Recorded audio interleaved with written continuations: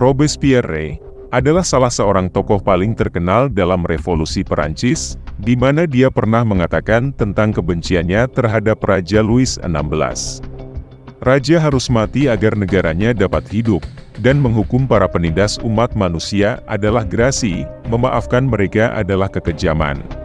Selama revolusi Perancis, Robespierre memimpin kaum bangsawan untuk memberontak terhadap reformasi keuangan raja, yang sebagian besar digunakan untuk membantu revolusi Amerika dan Perang 7 tahun dengan Inggris, sehingga menyebabkan Perancis menuju kebangkrutan. Sejarah mencatat bahwa revolusi Perancis direncanakan lewat kedai-kedai kopi, yang berada di pinggiran jalan kota Paris oleh rakyat yang muak, dengan kekuasaan monarki Raja Louis XVI yang tidak becus memimpin. Kelak revolusi ini merupakan salah satu dari revolusi besar dunia, yang mampu mengubah tatanan kehidupan masyarakat.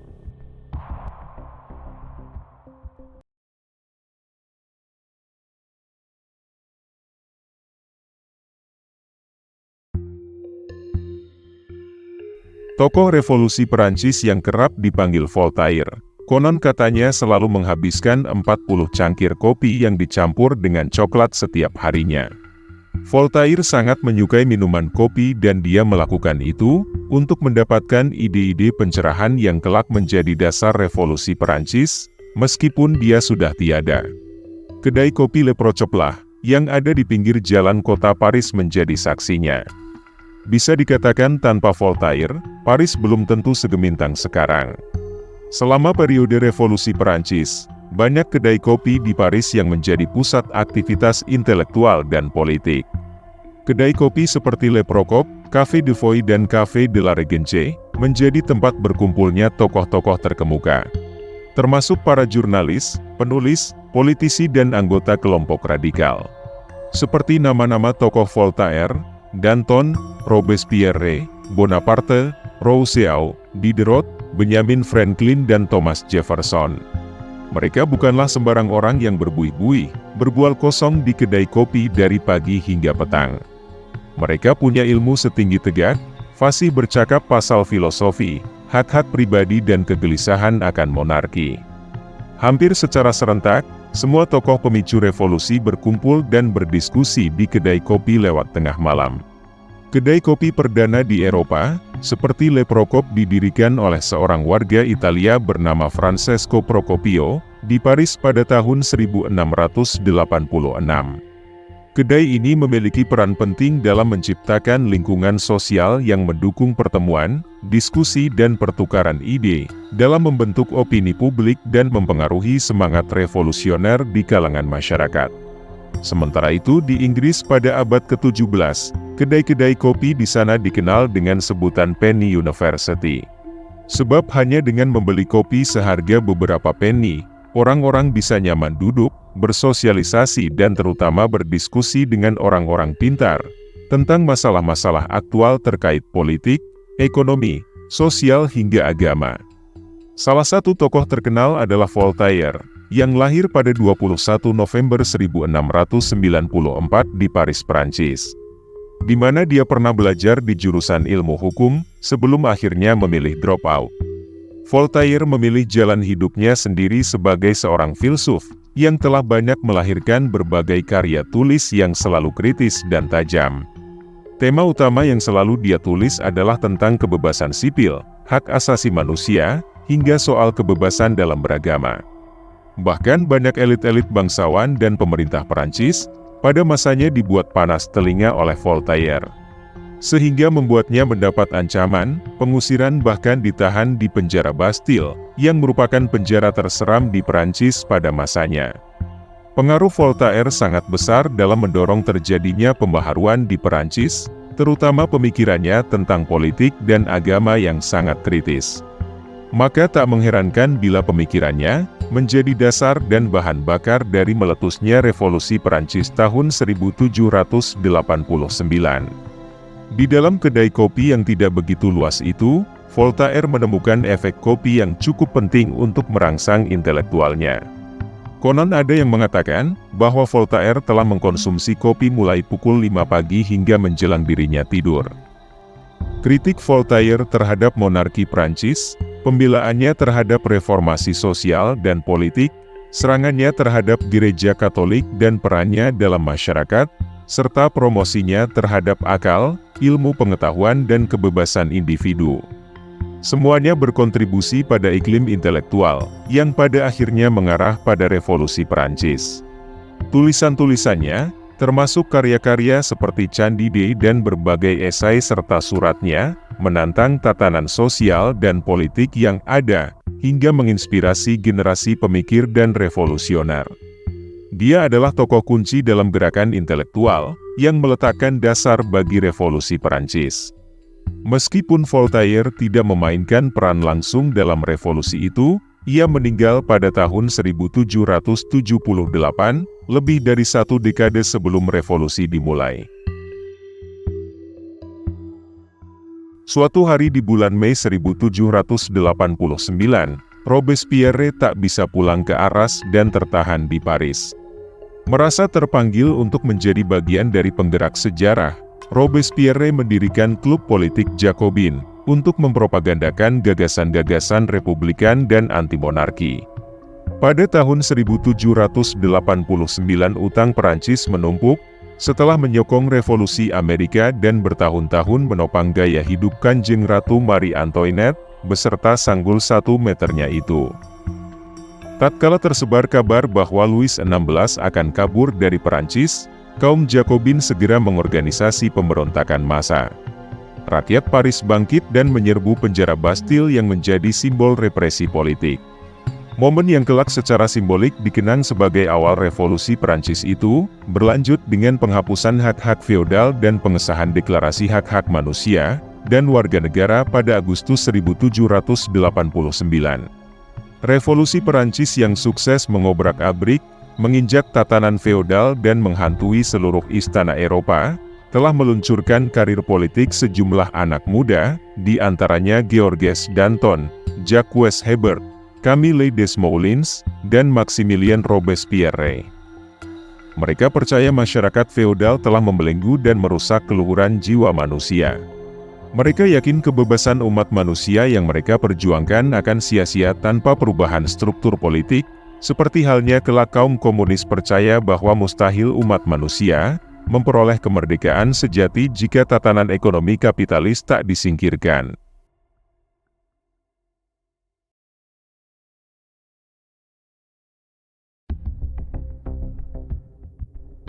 Latar belakang terjadinya revolusi Perancis bermula dari adanya tuntutan kaum menengah ke bawah, yang merasa keberatan terhadap kebijakan raja. Ketika itu Raja Louis XVI dipandang tidak kompeten. Model pemerintahan yang diterapkan semakin membuat masyarakat merasa tertindas, ditambah dengan keadaan Perancis yang menghadapi krisis keuangan semakin memperkeruh suasana. Di mana Perancis mempunyai hutang besar pada bankir Yahudi yakni Samuel Bernard, yang dipercayakan pada raja. Dana yang dipinjam itu digunakan untuk keperluan perang kemerdekaan Amerika Serikat dan perang lawan Inggris. Maka untuk mengatasi hal tersebut, Raja Louis XVI menarik pajak yang berat sebelah, di mana persentase terbanyak dari golongan buruh dan petani. Golongan buruh dan petani merupakan golongan 3. Sedangkan golongan 1 adalah para bangsawan serta pejabat, dan golongan 2 adalah kalangan pemuka agama serta tuan tanah. Namun sebanyak 90% penduduk Perancis adalah golongan ketiga. Selain tingginya pajak yang harus dibayar, dan ditambah kondisi cuaca yang sangat dingin, dapat menghambat proses pertanian. Di mana petani seharusnya mendapat bantuan dan keringanan, justru ini malah terkena kenaikan pajak, ditambah lagi waktu itu terjadi kenaikan inflasi yang mengakibatkan harga bahan pokok menjadi mahal. Faktor lainnya yang dianggap sebagai penyebab revolusi Perancis adalah kebencian terhadap pemerintah yang muncul seiring dengan berkembangnya cita-cita pencerahan. Termasuk kebencian terhadap absolutisme kerajaan, kebencian oleh masyarakat petani, buruh dan kaum borjuis terhadap hak-hak istimewa yang dimiliki oleh kaum bangsawan. Kebencian terhadap gereja Katolik atas pengaruhnya dalam kebijakan publik dan di lembaga-lembaga negara. Keinginan untuk memperjuangkan kebebasan beragama, serta kebencian para pendeta pedesaan yang miskin terhadap uskup aristokrat. Keinginan untuk mewujudkan kesetaraan sosial, politik, ekonomi, serta mendirikan republikanisme. Selain itu, kebencian terhadap Ratu Marie Antoinette yang dituduh sebagai seorang pemboros dan mata-mata Austria, serta kemarahan terhadap raja karena memecat bendahara keuangan Jacques Necker, orang yang dianggap sebagai wakil rakyat di kerajaan. Necker menyadari bahwa sistem pajak di Perancis sangat regresif. Masyarakat kelas bawah dikenakan pajak yang lebih besar, sementara kaum bangsawan dan pendeta diberikan banyak pengecualian. Revolusi Perancis memiliki dampak abadi terhadap sejarah Perancis dan terhadap Eropa secara keseluruhan. Revolusi ini merupakan salah satu dari revolusi besar dunia yang mampu mengubah tatanan kehidupan masyarakat, di mana rakyat Perancis mengalami transformasi sosial politik yang epik, dari feodalisme ke aristokrasi hingga monarki mutlak. Namun akhirnya dapat diruntuhkan oleh kelompok politik radikal sayap kiri, oleh massa di jalan-jalan, dan oleh masyarakat petani di perdesaan.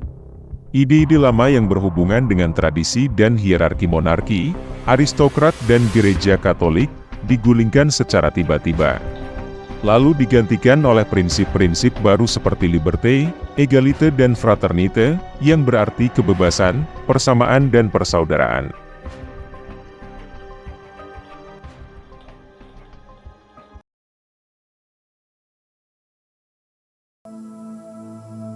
Louis XVI naik tahta menjadi Raja Perancis pada tahun 1774 hingga 1792, menggantikan kakeknya Louis XV.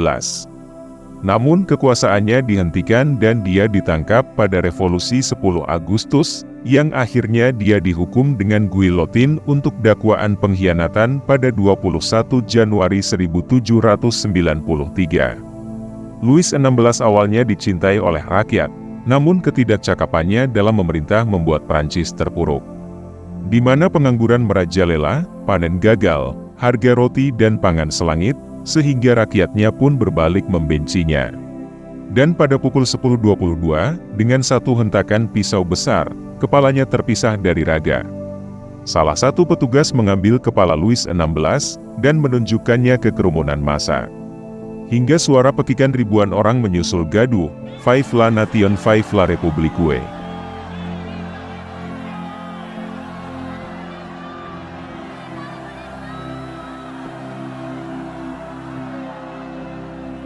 Dalam sejarah, ungkapan Vox Populi Vox Dei muncul pada awal berkembangnya demokrasi modern sejak Revolusi Perancis.